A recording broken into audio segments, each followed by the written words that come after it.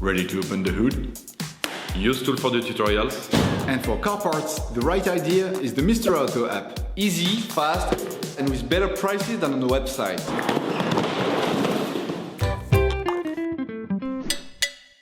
In order to achieve the different levels of your vehicle, you will have to get a can of cooling liquid, washer pump liquid, engine oil, and brake fluid. You might like to choose smaller size containers that you can easily store in the trunk of your car. You will find all the products you will need for the operation in the video description.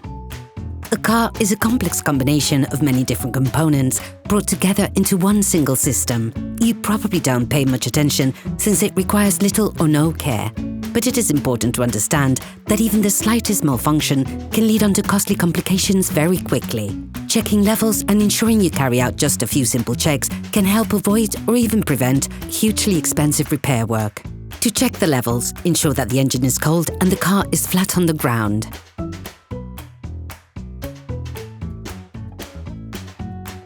Take the oil gauge out of its sheath. Once removed, wipe it off using a paper towel. Put it back in. Then take it out once more. The end of the gauge is stripped. Look at the edge of the gauge.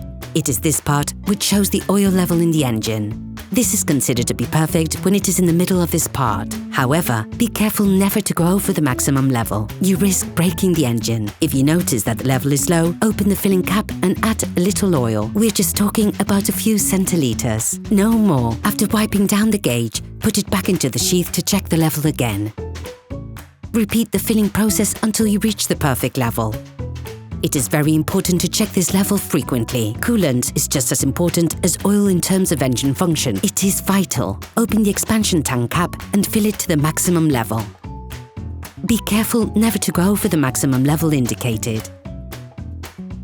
And never carry out this process when the engine is hot. The brake fluid tank also contains level indicators.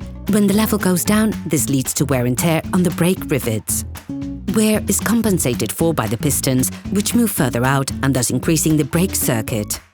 This allows it to include more fluid, and as a result, there's a reduction in the brake fluid level. If the level is below the maximum, correct it by adding liquid.